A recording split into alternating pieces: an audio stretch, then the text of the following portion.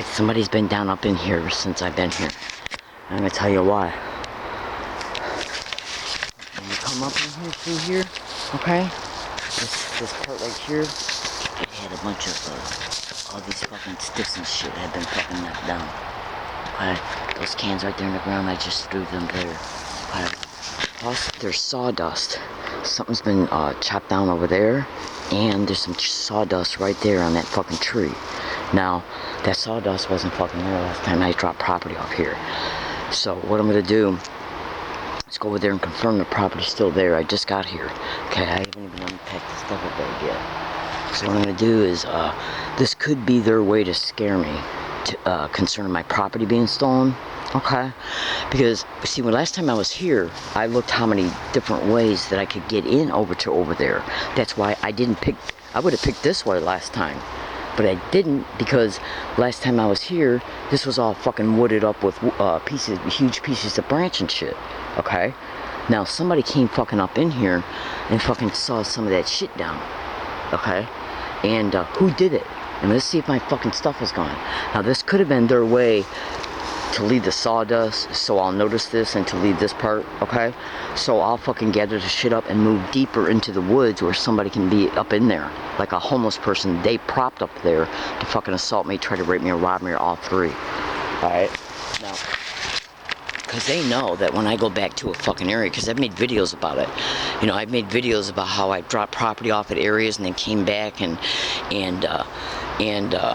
would not fucking stay at one spot, you know, stay at that area to drop off what I was currently taking there on that day if it looked like anything had been disturbed. Because one day I did go back to an area and a tree had fallen, and the top of the tree actually fell on some of my shit.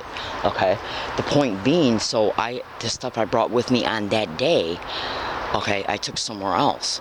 I made a video about it. The point being is that this could be a real tricky way to make me nervous about the property being stolen. Think about this, because the last hiking area, the one I'm still at moving from, they were propping people up on the sidewalk practically every day. Practically every day throughout the entire year of 2013, and having them ride their bikes by, jog by, or walk by. And as they did it, they would say, "Gang stalk, why don't you come and steal our stuff?" And on at least 5 to 7 different occasions of me coming home and getting the property out that I hide every morning, like my sleeping bags and stuff, I would get into the area where the bag was put at, get the bag, and then immediately I would know. Immediately I noticed that they had been in the area, and then resituated it to make it appear no one had been there. And how do I know it? Because the bag was tied up in a way that I would have never tied it up, and they had went inside of it, because the big 55-gallon bag that's got my sleeping bags, see, I put my sleeping bags in 2 major blankets in a blue bag.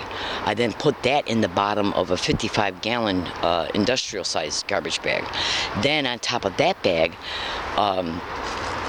the blue bag goes in the bottom of the big bag, and then what goes on top of the blue bag inside the big bag is another bag that's got the pajamas, the flashlights, and everything. I came home on at least 5 occasions, and what they had did was went and reorientated the blue bag to be on top of the black bag inside the big gigantic bag, and refolded my clothes in ways that I would never fold it. Now, you can go to Google right now and research how organized stalking, gang stalking perpetrators will enter your home and rearrange furniture, move things around, steal things, and then replace them later. It's their way to gaslight you. It's a technique that's called gaslighting. Now, they came down up in here. That fucking sawdust was not there last time I was here. Okay, the point being is this. This could be done in order to try and motivate me to go deeper into the woods to hide my property. Okay, by doing things so I'll notice it, in order to incite the fear that I better remove it because they've been down here doing something.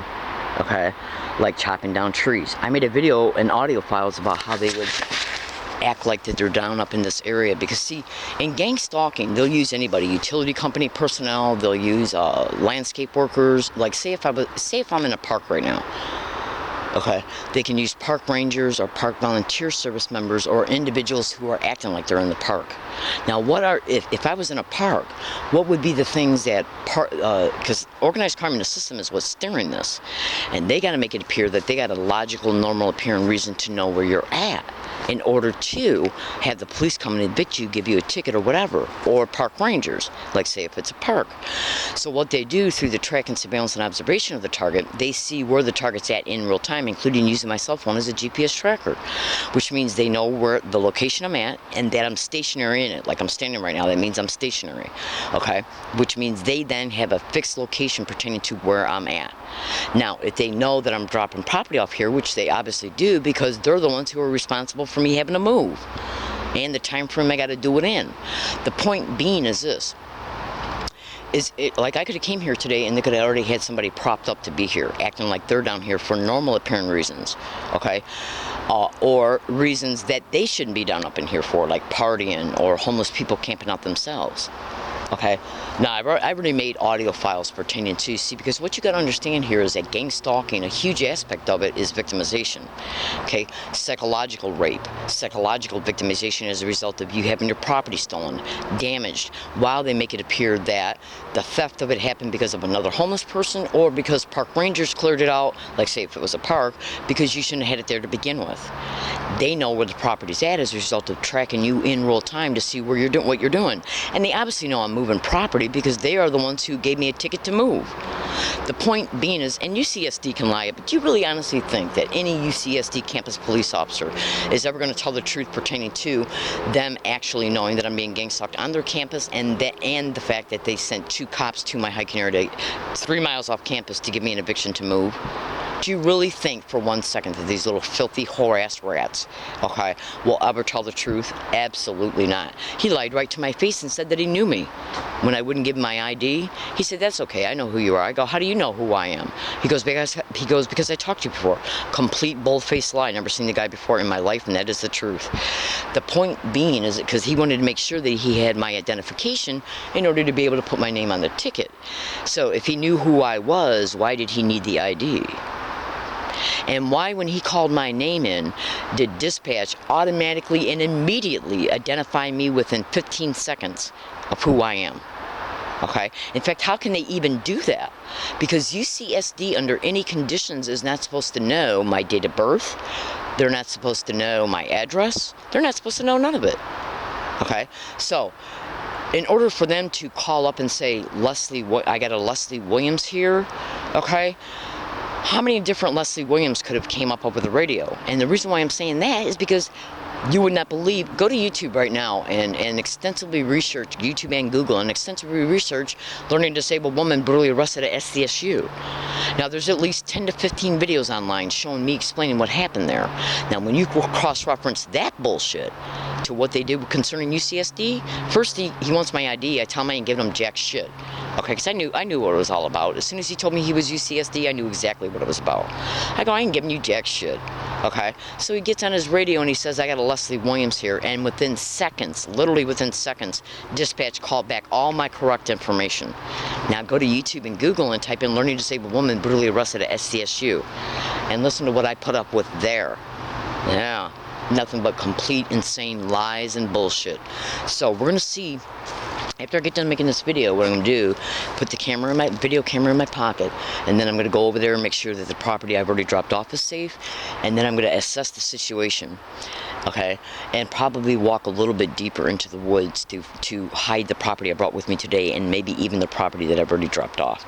And we're going to see if there's anybody back up in there, like a homeless person, a drunk, drug addicts, mentally ill people, or anybody else.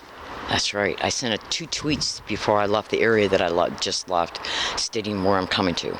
I'm in San Diego, California.